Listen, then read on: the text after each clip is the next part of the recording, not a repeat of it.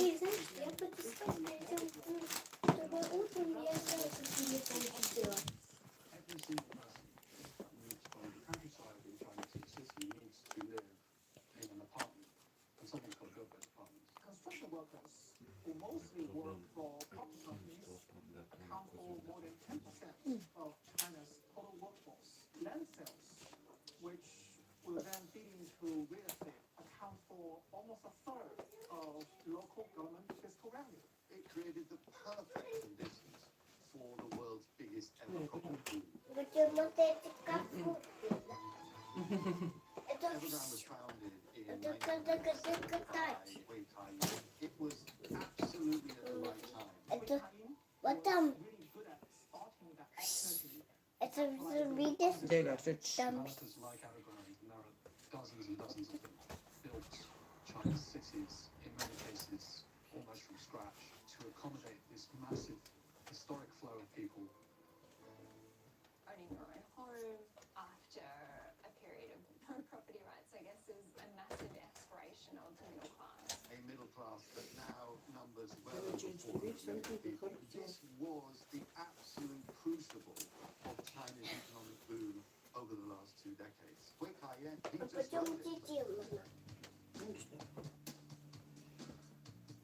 He just rode it from the very beginning. He began building all kinds of projects in Guangzhou. It's why it was able to just borrow so heavily. So it started from nothing. Within 10 years, it had $150 billion on its balance sheet. From 2004 till 2020, Evergrande's total revenue grew at an annualized rate of 44%, the fastest growing companies you will ever see in China. He's really been a poster boy for how much money you can make out of Chinese real estate. We spotted the opportunity in small shoebox apartments instantly became a business. In 2017, he shot fame by heading up the China Rich List. Clocked $42.5 billion. It's quite a departure from his humble origins. People who met him say he's an extremely charismatic person, extraordinary salesman. He likes to hire people from top-tier universities in the West to be his personal secretary to make him look like a westernized boss. He also was very good at cultivating political connections. You need those connections in order to get access to more credit. He cultivated very good connections with Joseph Lau, an achieved Hong Kong tycoon whose company had lots of investment in Evergrande. He was also part of the delegation for when Xi Jinping visited Great Britain in 2015.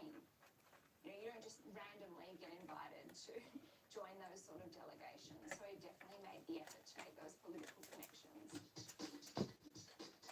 The chairman of Evergrande had a massive taste for luxury. He has lived this lifestyle associated with newly minted Chinese billionaires. He's got a luxury house on the Peak. He had a super yacht. He was quite a generous gift giver. He loved to mix with some of the most important people in China and Hong Kong, even from the UK. In 2015, when his soccer team, Guangzhou Evergrande, had won the Asia Premiership, he had Prince Andrew, Jack Ma over at his hotel, popping champagne. One of the ways in which he sort of ingratiated himself with some of these tycoons was that he had these card nights. The folly of his ambition is no better seen than in this huge sprawling park in Hong Kong called Project Castle, where he was going to build this palace of Versailles Она in вода?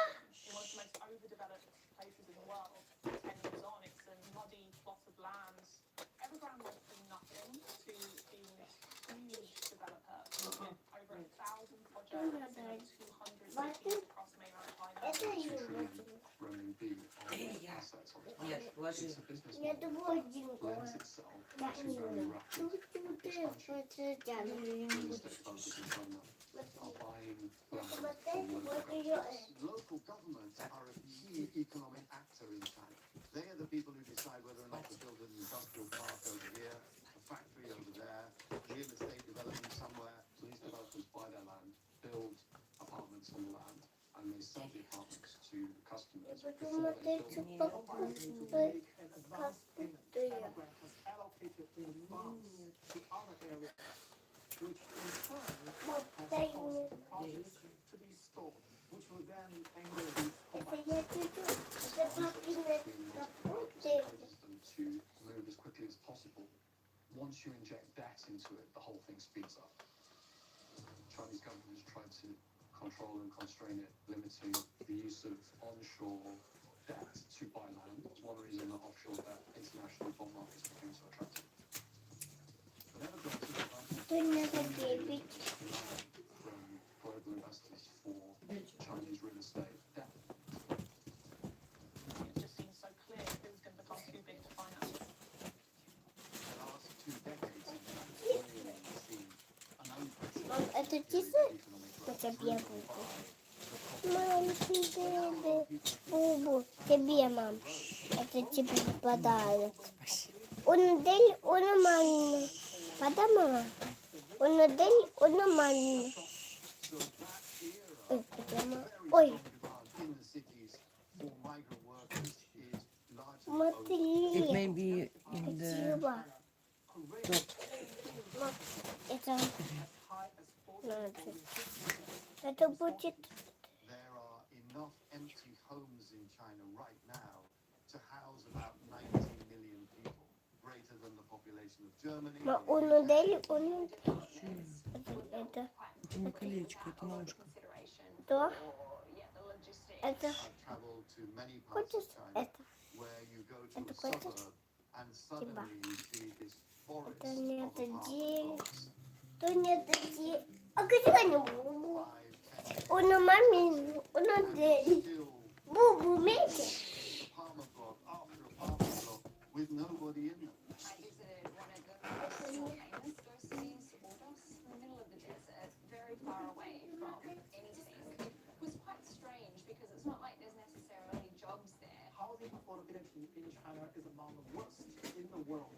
It would take more than 50 years of median household income in Beijing to buy an average apartment. The ratio is around 15 years in London and 10 years in New York. Policymakers led by President Xi wouldn't allow that to happen. They realize that you can't keep on building property which is often unsold by using debt that property companies ultimately will not be able to repay. Developers always had a way to take on more debt, which prompted the three red line policy. In about August 2020, everyone was talking about the 3 red lines. 3 debt ratios Chinese developers must follow to gain access to bank lending.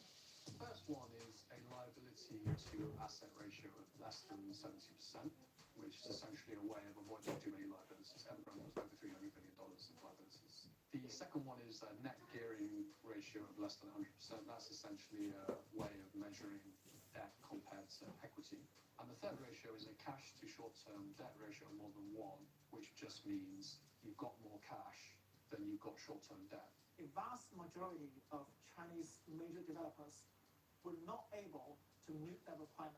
They lost access to credit. It has changed the mindset of lenders in China not to lend too much to Evergrande and other property developers. At the same time, the government advised banks to quickly slow down the issuance of mortgage loans. Evergrande can't sell apartments. It also can't borrow from banks. How could it pay off the loans? And that's where the problem is. These 3 red lines have created pretty much a sudden stop in terms of using debt to fund debt payments. A huge part of the appeal of investing in any Chinese company is the belief that the government is going to bail out any prominent player if things go wrong. This is still a country controlled by the Communist Party. China saw with shock the Western economies almost collapsed during and after the 2008 financial crisis created by a massive debt bubble. It just couldn't afford to shoulder that type of risk itself. The government is taking a particularly negative view on excessive leverage. Evergrande is the poster child for excessive leverage. The Chinese property market is a bit like a game of Jenga. The wealth management investors, offshore bondholders, banks, You've got the local governments that sell land to Evergrande and need it for financing. You've got the central government that's trying to control leverage in the economy, trying to control the economy. You've got ordinary citizens who are buying homes from Evergrande and the developers. You've got construction workers who rely on Evergrande for their income. A whole supply chain of companies, not only within China but outside of China, that are providing the goods and services to build apartments. Some of these blocks have been pulled out entirely, making the tower sort of teeter and list to one side. One of the first blocks, which has not been pulled out entirely, has been consumer demand. The really big one that was pulled out entirely and made the tower list was the three red lines, the ability of property developers to borrow in many different forms. It's not so much just that Evergrande is a tower that's ready to crumble. In many ways, it already has crumbled. But the Chinese property machine hasn't completely crumbled. This is really, in many ways, only just beginning. We've got bank lending, a Jenga block that's still in the tower, and commercial paper issuance still in the tower. These are areas where property developers would be fundamentally vulnerable. If those Jenga blocks were to be pulled out, it really would bring the whole tower crashing down, and it would bring the Chinese property market to its knees, many more bankruptcies among property developers all over the country. What we might be seeing here are just the kind of teething pains of what happens when the most powerful economic forces in the world begin to unravel. If that's true, then this is on the tip of the iceberg, and we're not looking at one Jenga tower collapsing, we're looking at a whole forest of towers.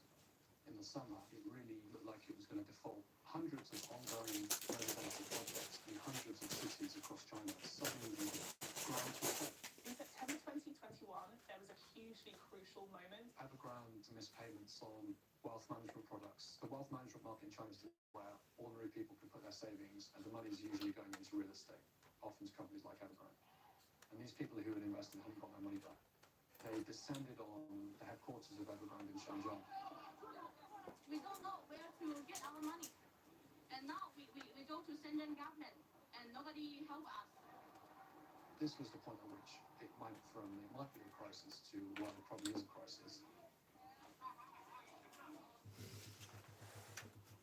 About a week later, they just didn't pay an interest payment on one of their dollar bonds. The first time that a Chinese property developer of this size has defaulted on its offshore debts, and the entire bond market for the Chinese property sector collapses. These are some of the world's biggest investment banks, investment funds. When it comes to investing in Evergrande bonds, everybody expects to take a massive haircut. Other property companies in China are going to really struggle to raise any financing at all on offshore markets. People no longer trust Chinese companies that say, we're issuing bonds offshore, we expect to honor them. That's all completely changed. The offshore bondholders plowed $20 billion into this company on the basis that everyone believed that China just would never let its property sector fall, would never let its construction sector fall. Some people might have panicked over what it meant for the entire global financial system. There's a lot of talk about how Evergrande may be restructured, potentially allowed to go bankrupt. The scale of Evergrande's borrowing is so vast. $300 billion is 2% of GDP.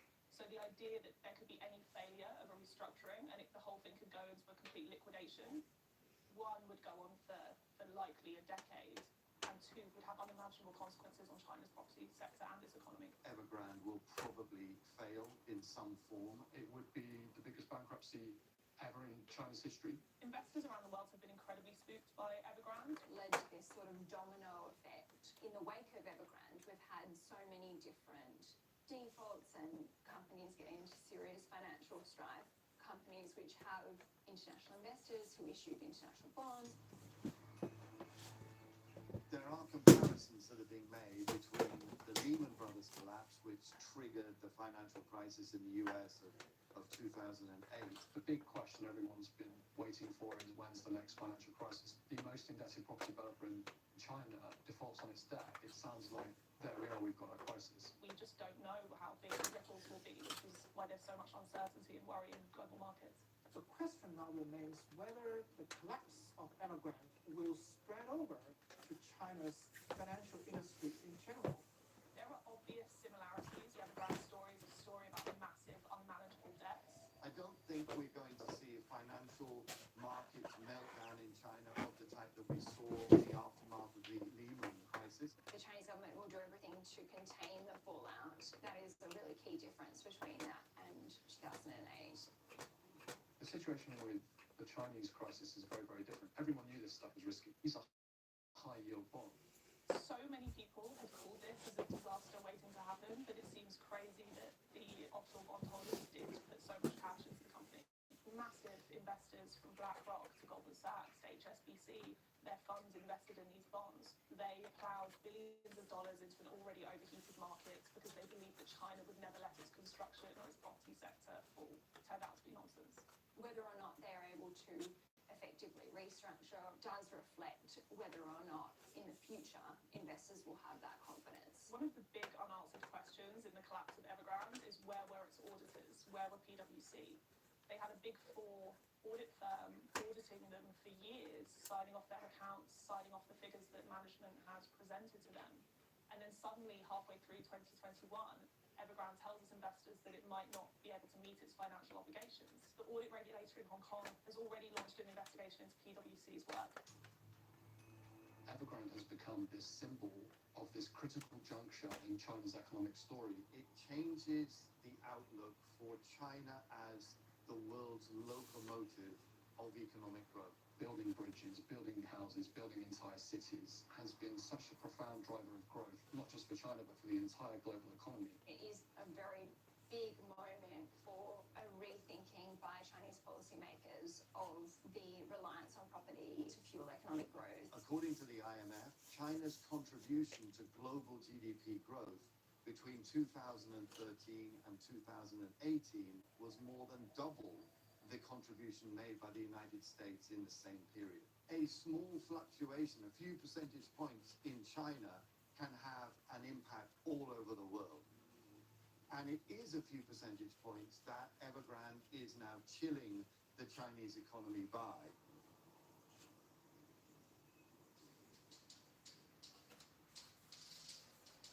It's difficult to overstate the spell that Evergrande helped cast over property in China. It's been a byword for a property sector that couldn't fail, prices that were always going to rise. Thousands of ordinary Chinese citizens have made investments in the company and bought its homes. It remains to be seen how many of them will get the homes that they have been promised and in many cases paid up front for in full. It doesn't look good to have people swanning around in extreme wealth at the same time when you're trying to reassure the middle class that you're looking after their interests. It is a monumental fall from grace. I think it's lost trust. I think it's lost its credibility. We see it time and again across China at the moment. Billionaires stripped of the luxury lifestyles that they lead. The Evergrande fallout is a pivotal moment for China's economic model. It might be seen as the inflection point where China's growth model shifted from one thing to something completely different. Greener growth, investment in green industries, an economy that's more stable, that's less susceptible to external shocks. Evergrande matters because China matters, and Evergrande has become this symbol of this critical juncture in China's economic story. We've had 2 decades of go-go growth, created largely by the booming property sector, and now this really marks the end of that boom. You can't just grow the economy by borrowing, and borrowing.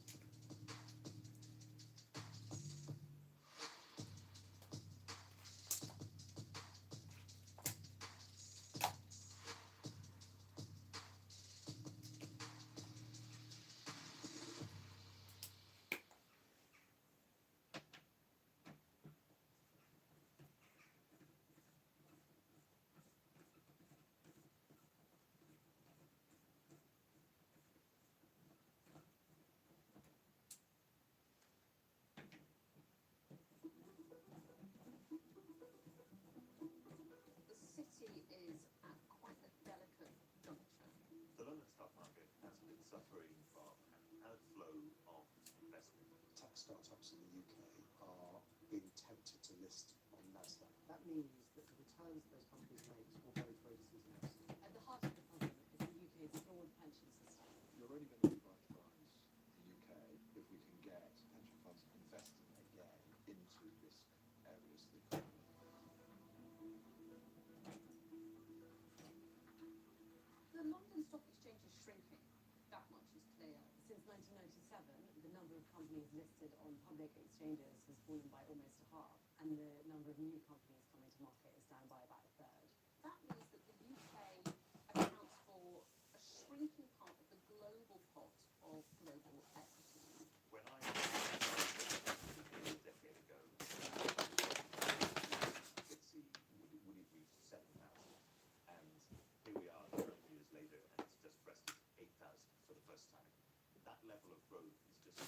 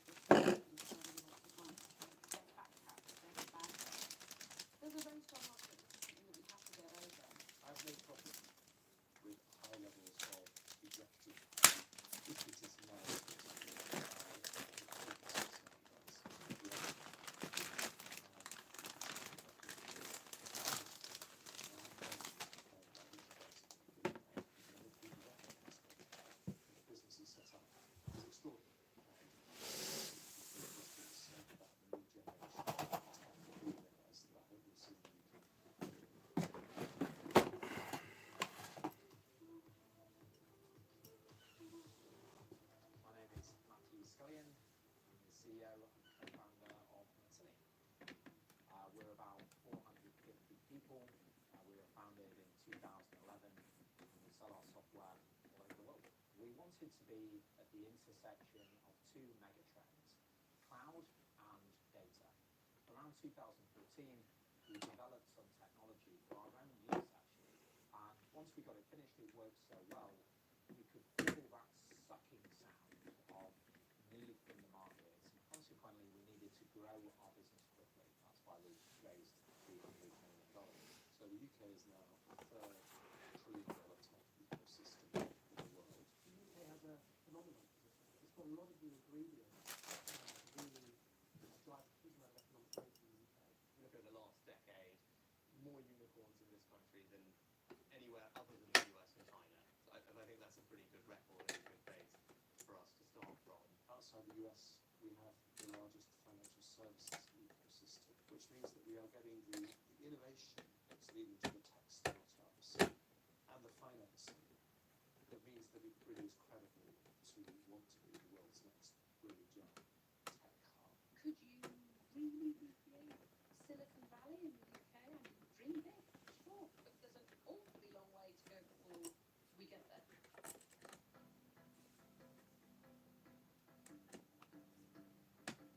I'm Avion Gray, CEO and co-founder of Belong.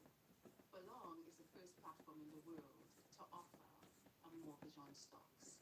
We recently closed our pre-seed round, and that was the capital that we needed to hire the team to build the business and also launch our private beta and get the product and the platform into the hands of real customers. The VC investors were largely UK-based, and our angel investors came from all over the world. The UK has a thriving startup scene, particularly in sectors like biosciences and fintech. There are some great spin-outs coming from Oxford and Cambridge universities. The experience of starting a business has been a positive one. Firstly, we have been very impressed by the pool of talent that we've been able to tap into. There's also a very impressive sort of cottage industry of tech providers that sort of surround fintech businesses like Belong. At the startup and scale-up phase, a lot of the government schemes have been fantastically successful, and you can see that in the number of unicorns that the UK is creating. Equally, at the large cap end of the scale, if you look at the FTSE 100, you've got Principal Capital. A lot of the focus at the moment is going on to that mid-stage, that growth stage, where companies are often looking to raise tens of millions of pounds. There is a concern, including at the UK's Economic Development Bank and elsewhere, that basically the UK is in danger of becoming an incubator economy. In general, your narrative on how you're talking about that really sounds absolutely bang on. Of that money we raised, only 5 million came from the UK, all the rest came from Silicon Valley. Once you've taken foreign money, it's likely that all the money after that will also come from that geography. By the time you come to a liquidity event, your cap table will mostly be foreign investment, and as importantly, your board will mostly be representative of that foreign investment, making it more likely that the company ultimately trends towards becoming headquartered outside of the UK or bought by an American company or whatever. In the past decade, more than 5,000 UK startups have been bought by corporate buyers, many of them again outside the UK. If the UK is going to thrive economic growth, it needs to be able to finance and keep those companies into maintain. And that means being able to take them all the way from startup, all the way through scaling, all the way through worth hundreds of billions of pounds, global companies doing it from the UK. The typical playbook for investment with UK private investors is to invest in companies where they know that they can increase the value of those companies, and they work to increase the value and minimise the risk of losing out. And that's like 3x, don't use your shares. Unfortunately, what you get is Apple, Google, Netflix. I like to see British Apple. I like to see, British Microsoft. It might not be fantastic, but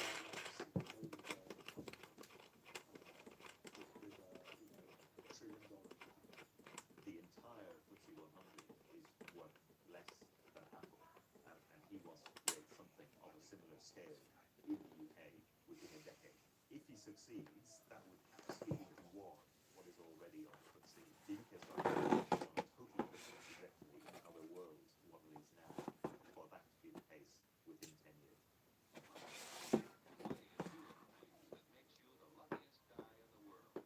The US understood that low interest rates created a perfect environment for getting small companies off the ground and making them enormous and making them incredibly successful, fueled by cheap debt. So can the UK recreate that trick in an environment where interest rates in a lot of major economies are standing at about 5%? It's a really big ask. I wouldn't say that it's impossible. I'm not pessimistic about this necessarily, but it's a really, really tough task.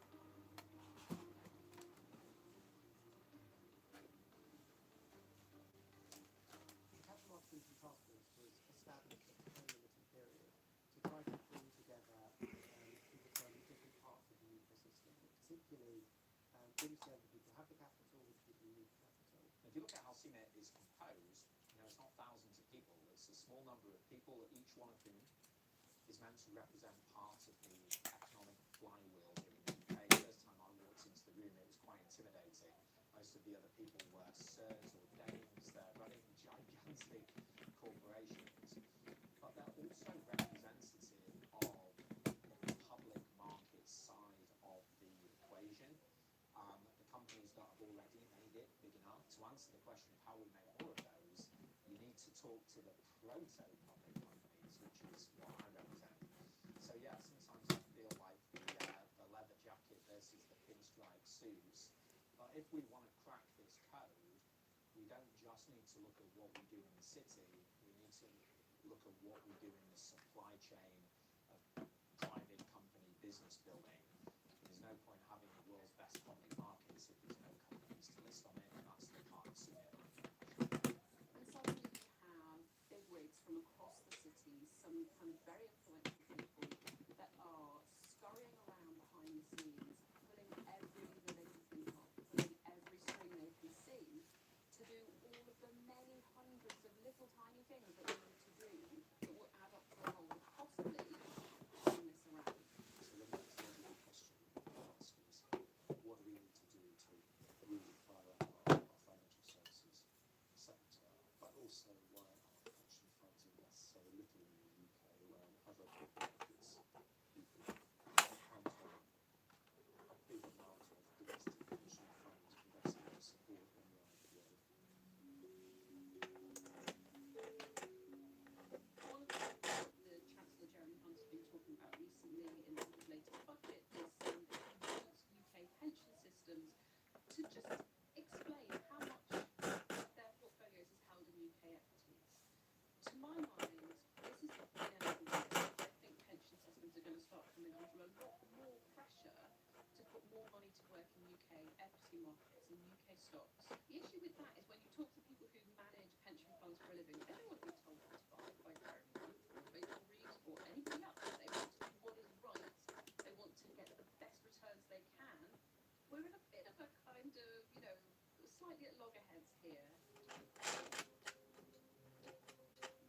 we're sitting here in the storage segment in the National Science Museum, and we are surrounded by British innovation, stuff that's gone back over a couple of hundred years of proper risk-taking. And the key, to my mind, of this is, are we seeing the risk-taking today being funded in the UK to allow this to perpetuate into the future? So Schroders started as largely a public markets business, running listed equities around the world for our clients. I first joined Schroders in 1970. 75% of our assets were invested in equities. Today that number is less than 2%. The UK's got the second largest pool of pension fund assets in the world, but it's not structured in a way that it can be easily mobilised. We've got three different pools of capital. You've got the old style defined benefit pension schemes, and then there's the new style defined contribution schemes, and then there's the pools of insurance. The major challenge the UK faces is the two biggest pots of capital, the insurance companies and the defined benefit pension funds, do not take risk. And this lack of risk-taking in our pension funds shows up in their long-term returns. So the UK is towards the bottom of the pack in a ranking compiled by the OECD. the UK pension system are absolutely dominated by bonds. They buy bonds, they love bonds. Bonds suit their needs, bonds suit their regulatory framework. They suit making sure that they're meeting the requirements of retirees when their time comes. But they've lost that equity culture along the way, and they've lost this willingness to put money to work in riskier ventures, in younger companies. And that's a really difficult thing to fix. To understand the root cause of all of this, you have to go back to the early 90s and the death of Robert Maxwell.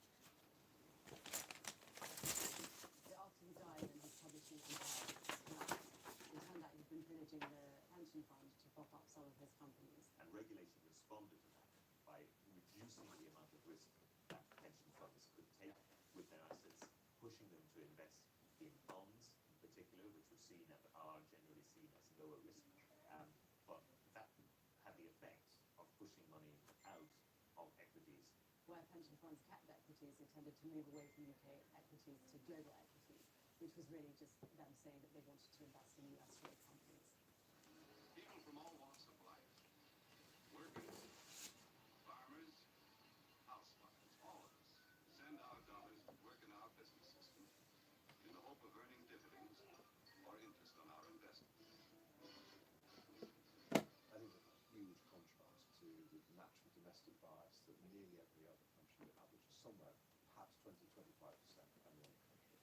And yet we've got some of the best science and technology and businesses in the world. What we are doing is absolutely in the interests of pension fund holders, of people who are going to be needing to draw down a pension at the end of their lives. It just instinctively feels ridiculous that the UK has the only big pension system in the world that is underweight its own home market. This doesn't happen anywhere else. It's only the Brits who do this.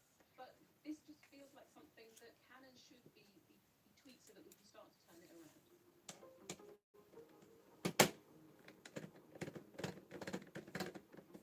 there are several pension things that the government is looking at. One is channeling more money into private assets. Another is consolidating smaller pension pots into one larger one. And there's also a focus on trying to think of returns net of fees rather than just the headline charges. My name is Vicky Anton, and I'm responsible for Ontario Teachers' Pension Plan in Europe. Ultimately, our fiduciary duty is to deliver returns to our members, and having the choice as to where to invest those, we believe, is the best path to success. So Ontario Teachers' Pension Fund is one of the pioneers of modern pension fund management. It's about twice the size of its nearest counterpart in the UK, and its returns are enviable. We need to consolidate. Our pension fund industry is far too big. We need to make sure that the regulatory structure rewards people who invest for long-term returns. Financial services is an area where we believe there's good growth within the global economy. So 7IM is a vertically integrated UK wealth management company. We have been tracking and monitoring it for about 3 years, and when the company came up for sale, we were able to move very quickly directly because we were an active investor within the UK specifically. It could be anything from helping startup ventures, Не прокатить. companies that are doing office services, something like Busy Bees, for example, in terms of the childcare sector, through to infrastructure at the other end, which could be something like our investment in the Scottish and Southern transmission network. I think there's something like 62 million individual pension pots in the UK, which has never been aggregated. Overseas, the Australians and Canadians have done a great job of making these pools of capital scalable. I don't think we have the same savings and investment pots that we do in the US, where everyone has their 401k. I think we could do a lot more around financial literacy. The amount of money which is flowing into people's savings is nothing like sufficient to provide for from retirement. But even when it gets into their pension pots, it's then directed into low returning assets with low risk. So at every stage we've got people aiming on and producing less return. And one thing that always strikes me is that in the pandemic, in lockdowns, Americans got checks in the post, right? That, Uncle Sam sent them some money because they couldn't go to work. And what did Americans do with this money? A lot of them punted on stocks. Now, in a million years, if you sent a check for £1,000 to the average Brit, there is no way on God's green earth they would start punting around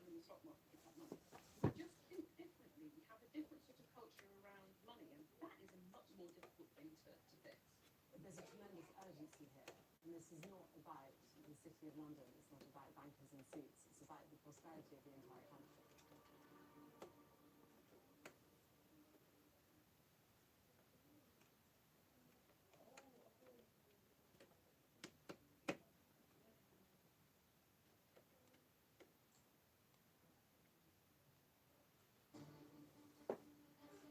Government borrowing is the biggest issue in finance today. Governments around the world are addicted to debt. The sovereign debt levels globally have just grown exponentially. In the case of developed countries, the average ratio of public debt to GDP is now back to where it was in 1945. That's rather striking. It's politically impossible to solve. Exploding debt is a real worry. If you're an investor, you start wondering what's going to happen and whether there's going to be debt default. The music stops when you get a major crisis. The big question is, at what point does the bond market break? We just don't want the bond yield to get up to a point where it crushes the economy, because then the bond vigilantes will have taken their vengeance. The determined central bank can always override any market pressure. I think bond investors should be terrified.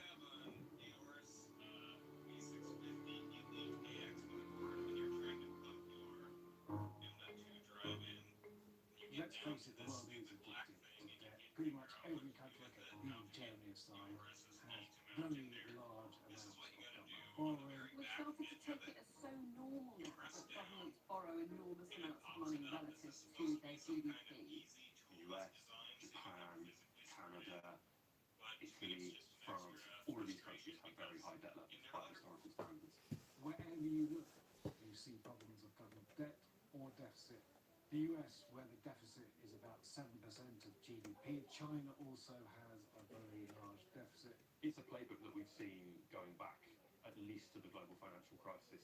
You borrow your way out of trouble, and the way that you pay for that borrowing is more borrowing, and we don't seem to have a way out of this cycle at the moment, at least in some of the biggest economies in the world. In the case of developed countries, the average ratio of public debt to GDP is now back to where it was in 1945. That's rather striking. A great deal of this has to do with huge shocks. So the global financial crisis, then we had COVID, then we had war in Europe. And each time, governments have found, quite correctly, they need to be, as it were, the insurers of last resort. Following COVID, we had this global spike in inflation, interest rates going through the roof. That means much, much more expensive debt servicing costs, debt interest costs for government. Debt to GDP levels are roughly 100%, so the same amount of debt as these economies produce every year. The projections are they rise to the point where it gets a bit explosive. My name is Olivier Blanchard. I've been a professor at MIT all my life. I took a leave to go to the IMF.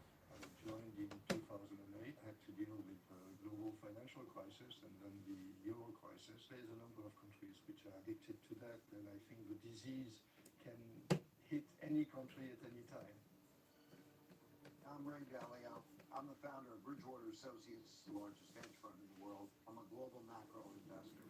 When debts accumulate and interest payments accumulate, the debt service payments squeeze other spending. And it's a particular problem when there's a need to borrow money in order to make debt service payments, and the spiral begins. Bonds are effectively an IOU. It's a way that the government can say to an investor, okay, you lend me this amount of money for this amount of time, and I will give it back to you after that amount of time. And in the interim, I will pay you interest payments called coupons. Now, because there are loads of different bonds, they've all got different maturities, they've all got different coupons attached to them, it can be a little bit difficult to compare apples with apples. So to do that, what we do is compare the yields that are available on bonds. Yields go up when prices go down. What governments generally don't want is for yields to go up too quickly or too fast, because that jacks up borrowing costs for everybody around the country. That's why you need a good bedrock of support, of buying support for bonds. One man's debts are another man's assets. So in order to hold the debt, it has to be attractive. Then there is what some people call the debt spiral, which means that there's selling of debt when there's worry about that. People have been warning that this is getting out of control. That drumbeat is definitely getting louder now. We have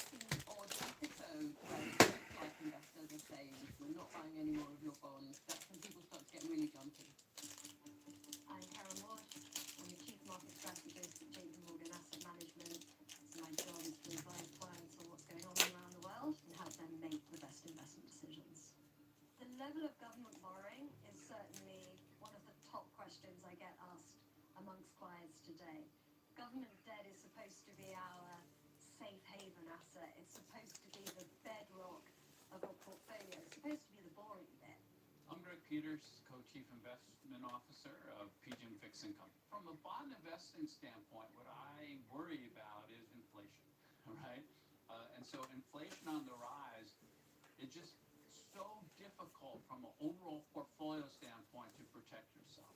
Bonds hate inflation. It's like kryptonite for them. They just can't live with it because it eats into their returns. In a world where we're also being met with inflation shocks, then the role of government bonds as that safe haven diversifier that many investors look to isn't quite so clear. There are times when, an increase in debt is completely justified. Wars, or preparing for wars, or COVID. These are cases where you have to spend more. What we have seen in many countries is not that. It's basically just more is another delta behavior. The world has been addicted to debt because debt has been for free. So we're coming out of this zero negative interest rate world where there's been nothing but encouraging taking on more debt.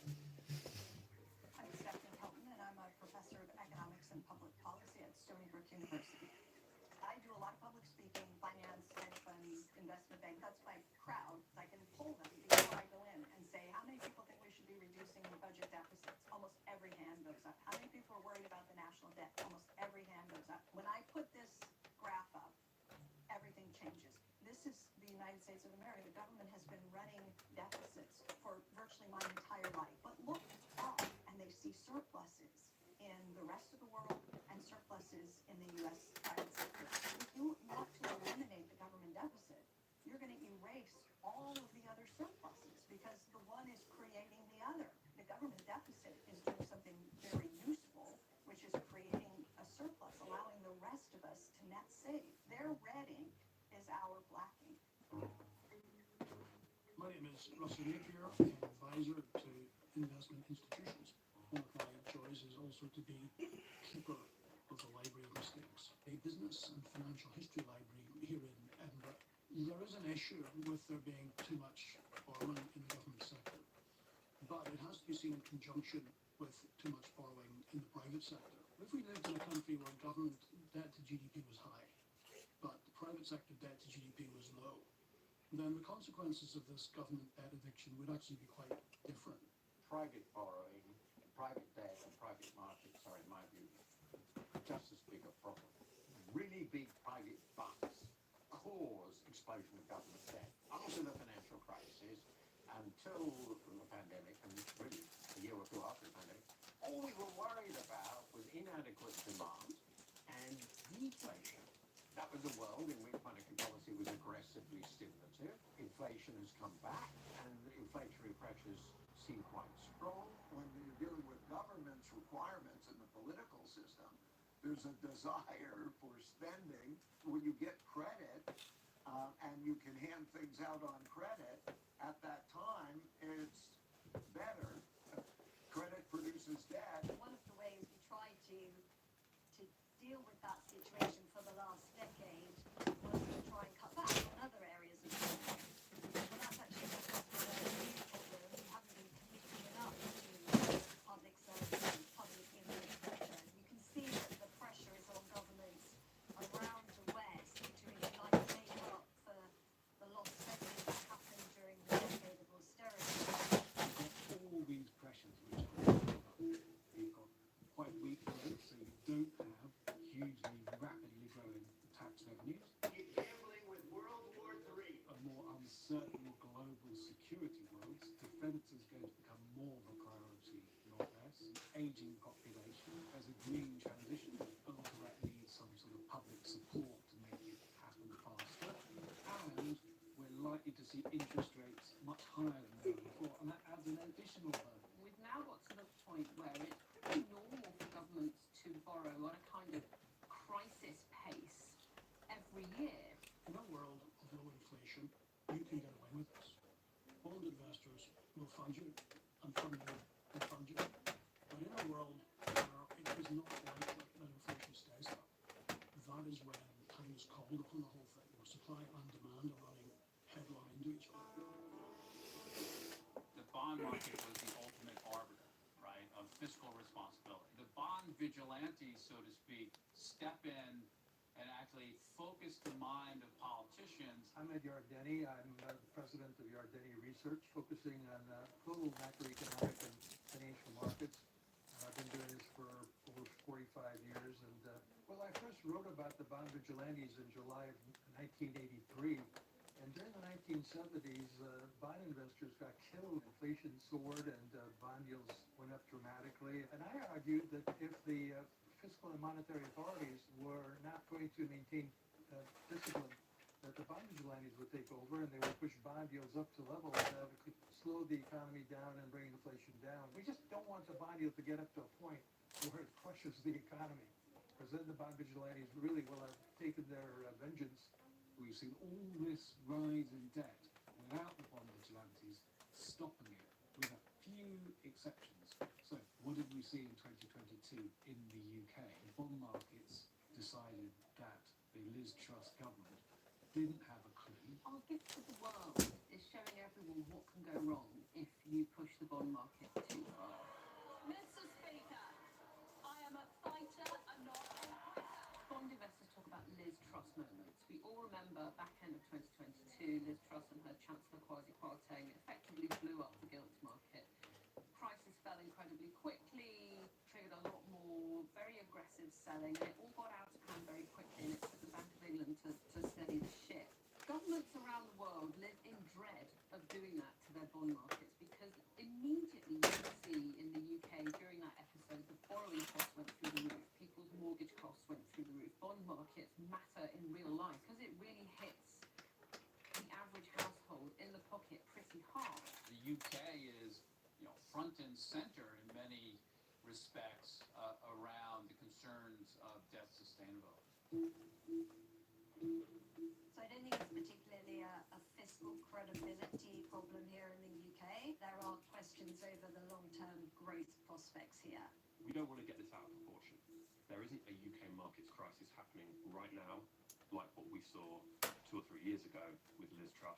This government inherited quite a relatively tight fiscal position. Maintaining fiscal tightness is going to be very difficult, but the pressures for spending are just so strong. The big question is, when the big boy here, the US, which has the biggest deficit, has completely unsustainable debt profiles, when do the bond vigilantes take against the US? The US is really at the heart of this entire issue. It's the linchpin of the global economy. Its bond market is worth more than $20 trillion. It has a bigger deficit than most Western countries. And then you have Donald Trump coming into office. Worst case, you're looking at 10 years forward, 160% debt to GDP. That is an eye-popping, staggering number. The US federal government spent $880 billion on debt interest last year. That's 4 times the level of a decade ago. And it's more than they spend on the military, almost as much as they spend on health. If the way that you pay for debt is to issue more debt, you're vulnerable to a rise in interest rates, and that's exactly what's happened. It's approaching 25% of all revenues just to pay back the debt, and that is the classic debt trap, right? It's a hole that you can't dig out of, and you can't inflate your way out. Well, the US is running an enormous deficit, about 6% of GDP, which in peacetime at full employment, remember, is extraordinary. I mean, it's absolutely enormous. And the trajectory for US debt, if you look at standard forecasts, I mean, it's very, very disturbing. Since it's the most important country with the most important currency, The projected amount of debt that has to be sold, which equals the deficit, is 7.5% of GDP, and at existing interest rates, that raises also debt service a lot. So it's right at that precipice. I think the way that you address this issue is you make a bipartisan, cross-party lines commitment to 3% of GDP. People are so conditioned to hear the word deficit and think it's a pejorative. And what I think we have is a linguistic problem. We're using words like deficit and debt to describe things that are really quite benign. When people say they're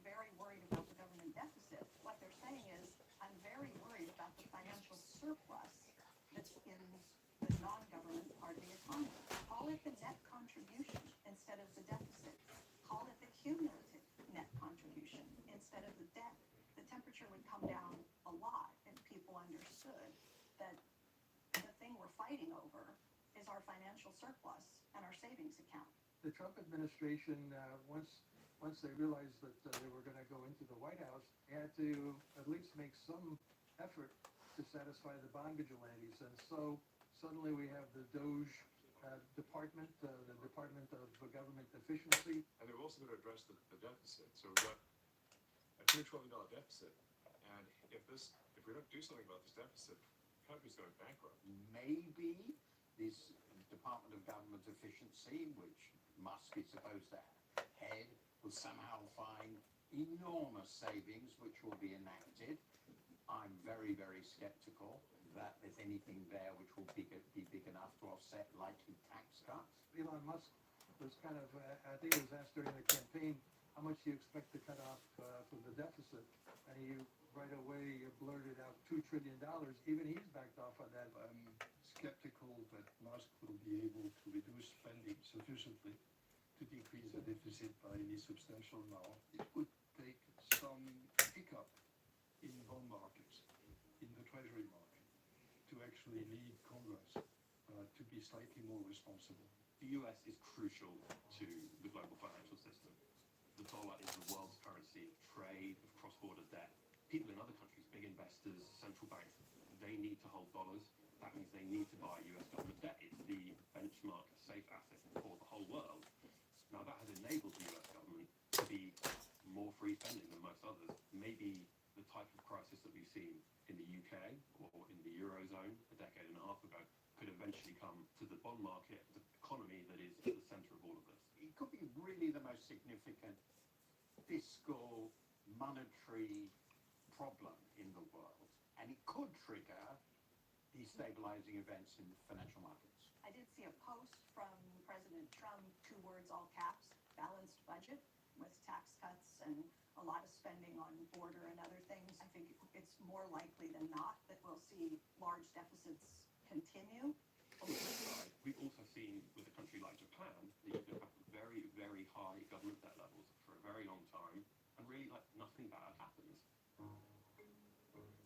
The key to Japan's success, if you like, is that their very high debt levels have been accompanied by economic stagnation, where the central bank keeps interest rates very low, and also does quantitative easing, where it buys up all of the debt, so it doesn't really enter the market. And yet the currency depreciated by 4% a year. So you lost about 70% relative to U.S. bonds. It's going to be a bad deal. The bond vigilantes, if we want to be honest, they're the central bankers. The determined central bank can always override any market pressure to move yields higher, as the Bank of Japan has clearly demonstrated. The unique thing about Japan is that the creditor of the Japanese government is the Japanese people. They have been prepared, and it's mostly the corporate sector, to hold Japanese government debt at zero yields despite inflation. And the Bank of Japan is a highly trusted institution. I wouldn't be surprised if there were problems at some point, but they do have the most trusting and most solvent creditors in the world, mainly themselves. For the most part, this isn't a Western problem, this is a problem in developed economies. But if you look at a country like China, for example, a lot of people now are drawing parallels between China's economy and Japan's 10, 20, 30 years ago, talking about demographics, populations, debt levels going up. You look at the debt levels in China, it's staggering. And I think that has real implications. It's a closed system. They're not growing in the same way that they have before. The remedies just aren't really available. You could be seeing a situation there where these kind of existential worries about debt become an issue too. The Eurozone's public finances are rather stronger than those in the UK or the US or Japan. But the Eurozone's not a cohesive picture by any stretch of the imagination. Actually is one of the biggest borrowers, if not the biggest borrower in the euro area. France just politically has a really difficult time reining in spending. And in France, there are plenty of issues that we have to confront, including the deficit and the debt. And so I'm involved in those discussions. The debt level is high, but it's increasing, and that's what worries me. I think we have to at least stabilize the ratio of debt to GDP, and that's a big number. I mean, to do this under the best assumptions that we can make, it's 150 billion that we have to find in the current political environment. That's absolutely impossible. It may well require the kind of crisis which makes people sit down and be willing to accept cuts. And without it, I'm not sure we'll get there. You've got an additional element here, which is Germany, the poster child for limited spending, limited borrowing, one of the safest and frankly most boring bond markets on earth. Germany's new chancellor has reached a historic deal to spend hundreds of billions of euros on defence and on infrastructure. Now, this is a huge change. We're talking about an economy that has historically been very reluctant to borrow heavily. So, in a sense, Germany is belatedly joining the global debt party.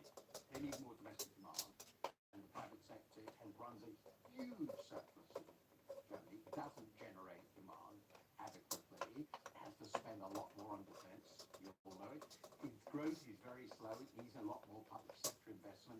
Investment has been very weak. If you need a defence build-up, you need to borrow. That's what governments are for. Whilst the rest of the world have been spending, whether that's checks in the post in the US during COVID, huge support for industry, like we've seen in China supporting its electric vehicles, we haven't seen the same behaviour in Germany. But it's paid the economic price for its prudence.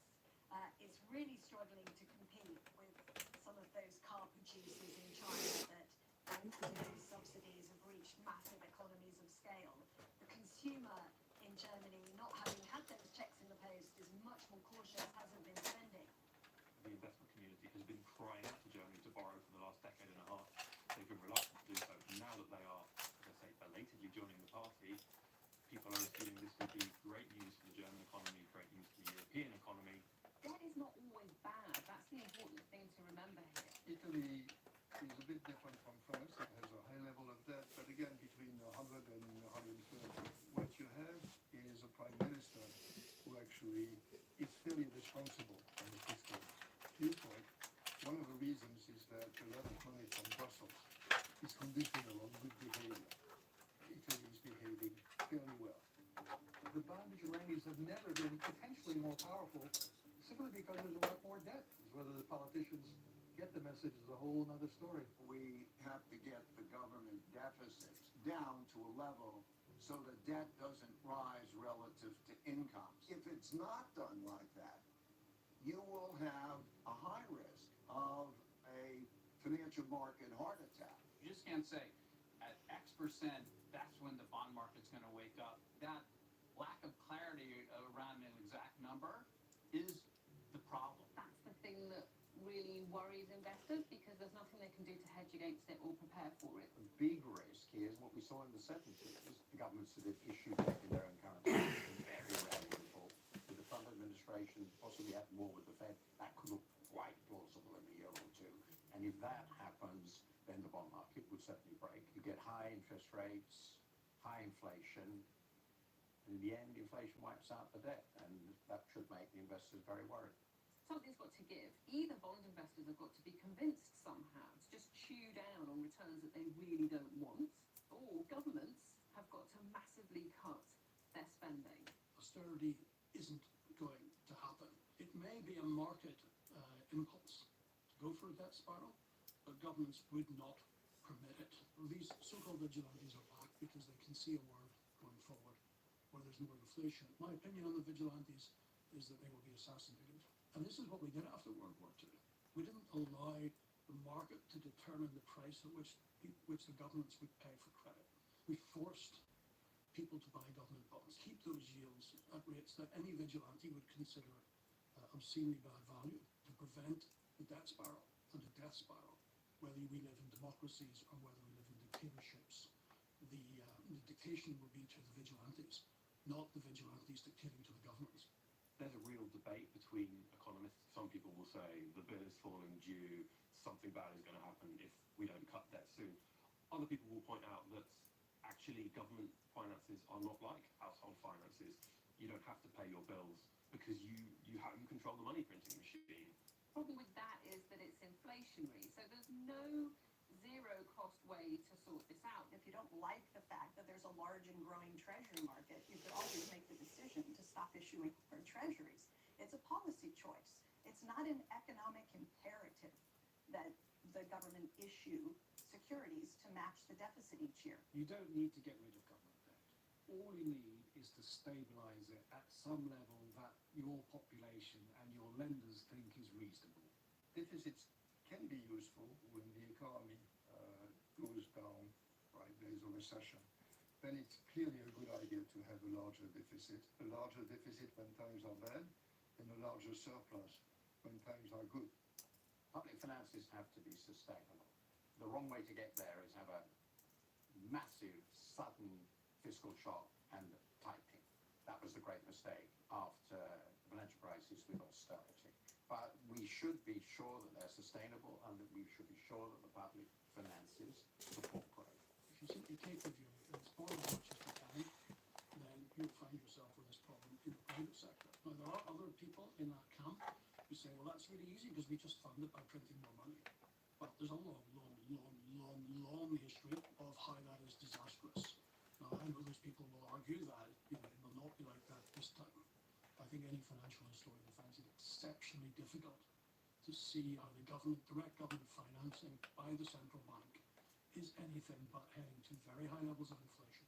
But, big but, there are plenty of savings in the world, and the government's going to manipulate those savings to borrow more money. But it's going to borrow that by forcing people to buy those government bonds. I don't think they take the radical approach that some people recommend of direct funding of the government by the central bank. You don't have to take that risk. The world's full of savings. You can abuse the savers long before you have to abuse the balance sheet of the central bank. I can't see a way for governments to snap this reliance on debt. The countries which have large deficits are going to go through tough adjustments. The notion of fiscal rules will come back. No panics. Panics are the worst thing you can do unless you've got an absolutely overwhelming immediate crisis. Everybody wants more credit. And politicians particularly like borrowing and spending because the paying back comes in somebody else's term. And if you can increase spending without increasing taxes and get away with it, that's nirvana.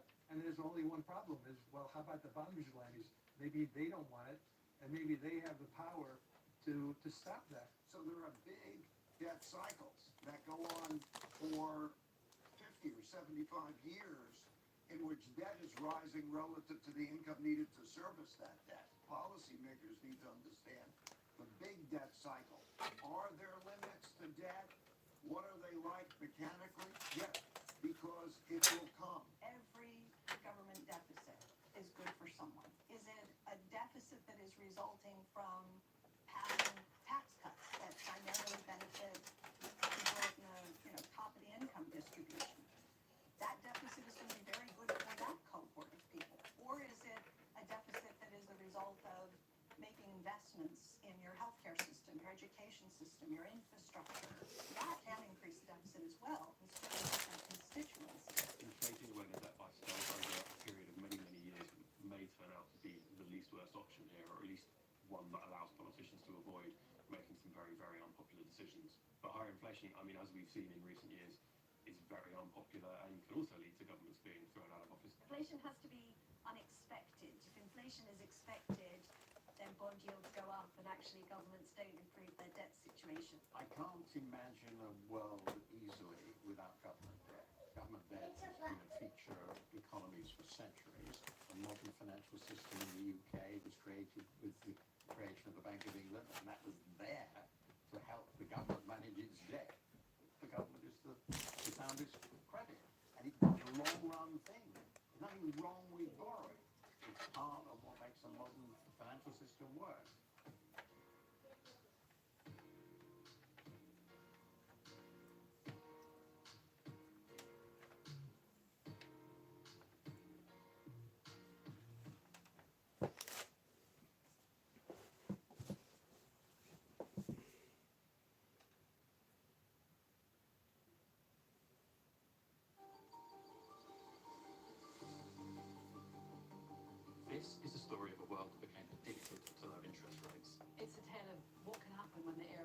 money comes to an end. Investors have just been spoiled for like 2 decades by super low interest rates, and it's over. The game is up. Inflation is here for the first time in most investors' living memories, and it changes everything. 30 years of falling bond yields perhaps coming to an end. Suddenly we're at an inflection point. We're seeing some cracks in the financial system. What a decade of easy monetary policy did was encourage people to take greater risks. When you see rates rise as quickly as they have, often there are things that break. At no time have we seen such a complicated constellation of risks. It's only when the tide goes out that you see who's been swimming naked. So let's rewind to 2008. You have this huge global financial crisis. That was due to leverage, too much borrowing, particularly in the US mortgage market. The result of that was the need for incredible liquidity injections into the financial system. In the immediate aftermath of the global financial crisis, central banks really had to sit on their hands. Economies globally were so lackluster and the recovery was so slow that central banks weren't grappling with high inflation. They were grappling with what to do with incredibly low inflation. The central banks around the world respond to the recession that follows by slashing interest rates, by buying up vast quantities of government debt under their quantitative easing programs. This was a new thing, really. We saw central banks buying back huge amounts of government bond markets, trillions and trillions of dollars worth of government IOUs ended up being owned by central banks instead of by traditional investors. And that did set forth a paradigm, if you will, of inexpensive money and a feeling that there was a Fed put below the markets. The Federal Reserve and central banks globally were able to achieve this because there was no inflation. Financial markets in particular get conditioned to this world where every time something goes wrong, a central bank comes riding to the rescue. Ever since that point, we've had loose monetary policy with interest rates heading all the way down to zero.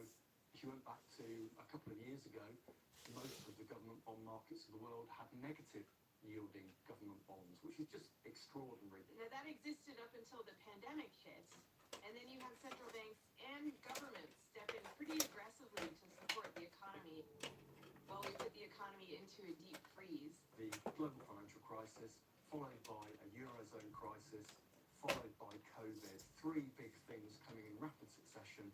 In a way, we've almost forgotten what normal looks like. There is everything that leads up to COVID and the invasion of Ukraine, and there is everything after. What's changed in one word? Inflation. There was a belief that inflation was transitory, that this was caused by supply chain issues during COVID, by a tight labor market because of COVID, and that would recede, and you'd see inflation coming down. The realization by central banks that this was not the case, that inflation was stickier later this year, led to this very steep rise in interest rates. The Federal Reserve officially changed its monetary policy framework to tolerate higher periods of inflation. What the Fed did not envision that this framework would become operational just as inflation was starting to become a much more persistent issue. Post-COVID, everybody wanted to get out there again and start flying, start eating out in restaurants. At the same time that we had people who had left the labour force and a lot of supply bottlenecks, the perfect breeding ground for inflation, sustained by the war in Ukraine. So suddenly you had energy prices going through the roof. The world has changed. The world is different. Inflation is here for the first time in most investors' living memories. We've ended up in a world where inflation's at 10%.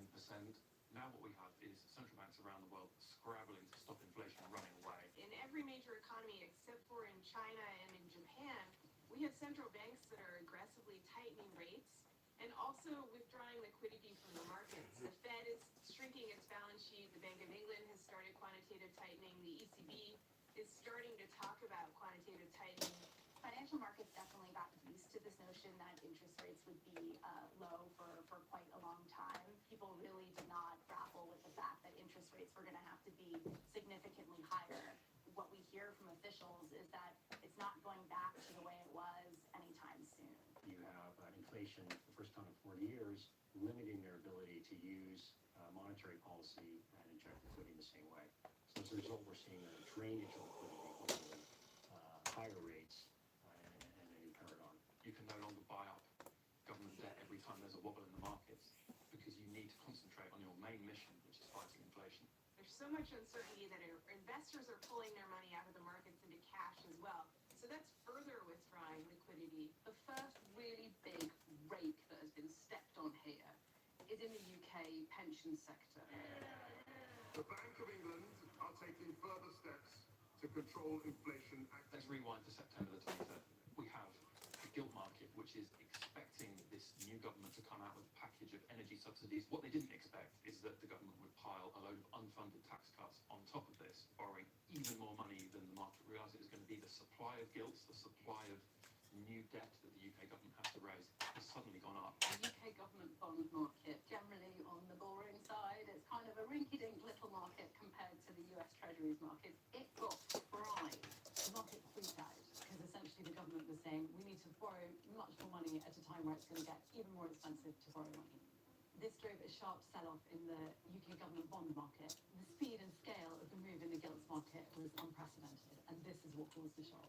The supply of something goes up, investors respond by selling it. You see UK borrowing costs leap higher on the day of the budget.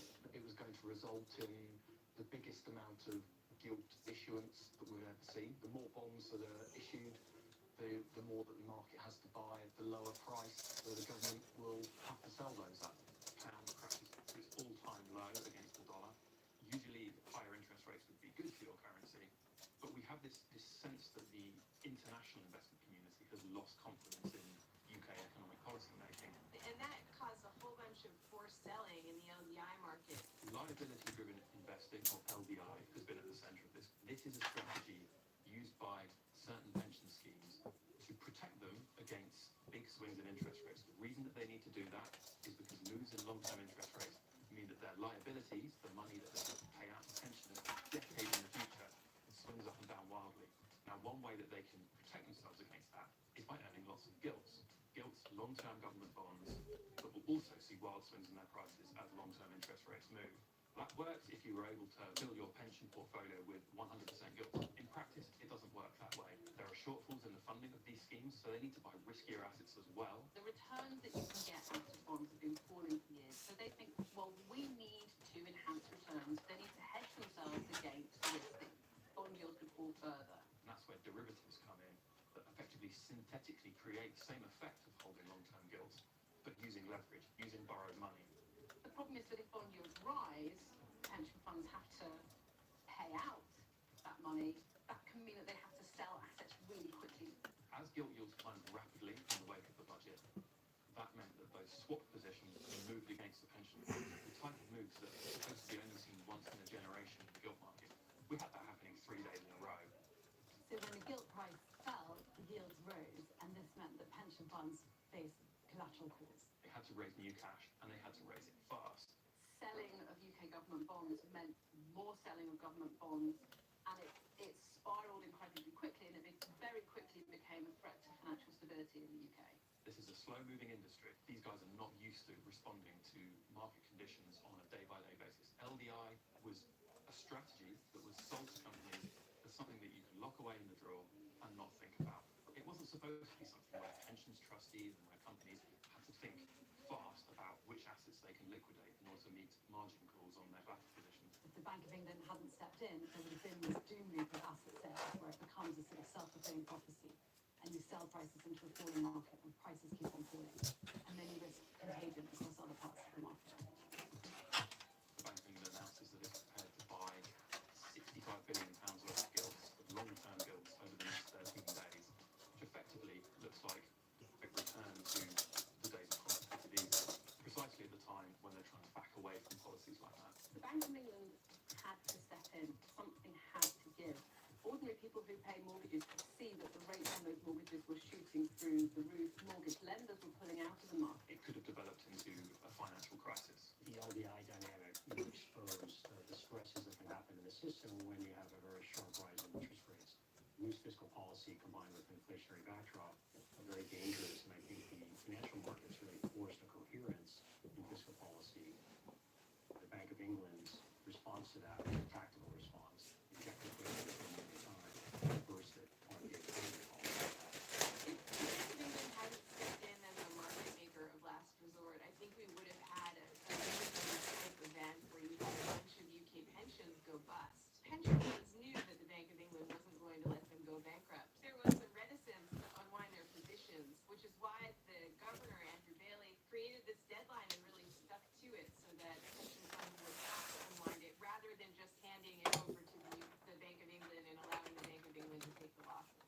was very, very tightly targeted. It wasn't a monetary policy move.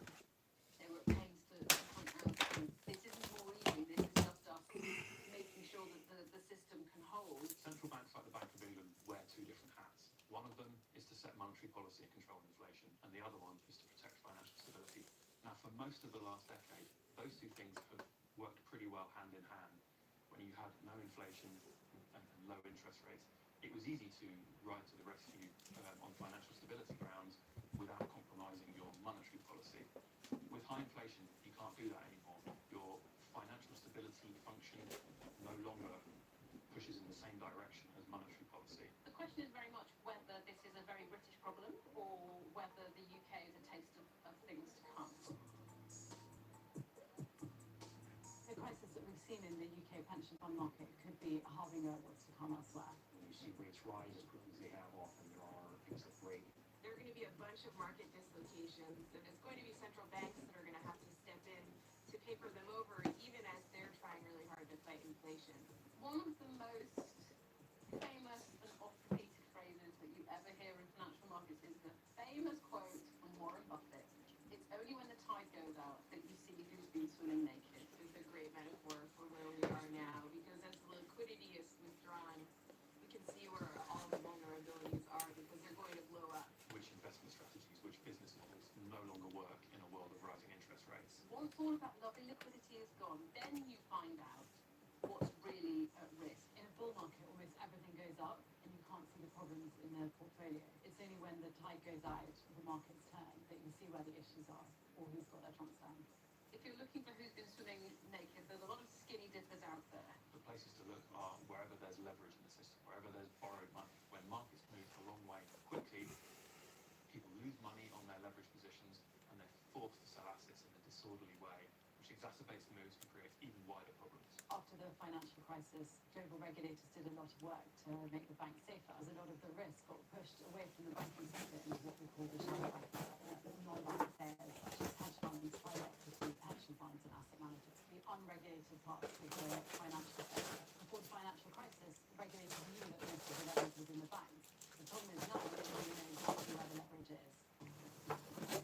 If this could happen to the gilt market, it could happen to the Japanese and the bond market, it could happen to the US Treasuries market. We have to be ready for the possibility that bonds just don't work like they used to anymore.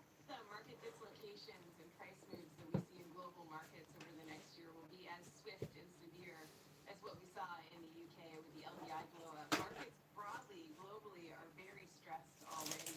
Partly it's driven by disagreement between governments that want to boost the economy and central banks like the Bank of England who want to slow the economy. And that story has been replayed in other parts of the world, including probably this winter in Europe.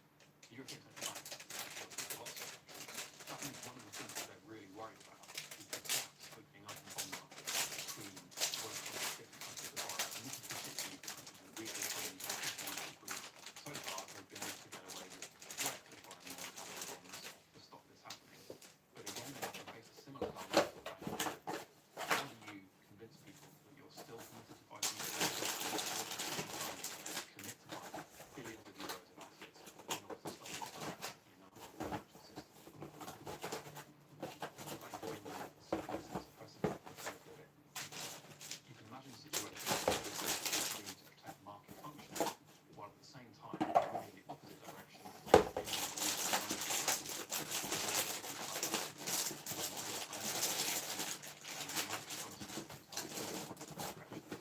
One of the big worries in the US is the smooth functioning of the market for US Treasuries, which is the world's largest bond market. It's a fundamental part of the world's financial plumbing. Everything depends on the fate of the US Treasuries market, but there are some real cracks there. Lots of participants in that market have been complaining that the liquidity is getting worse, that it's harder to trade bonds without moving the price, but sometimes it's simply impossible. That's a worrying sign when you're talking about a market that's so fundamental to the global financial system.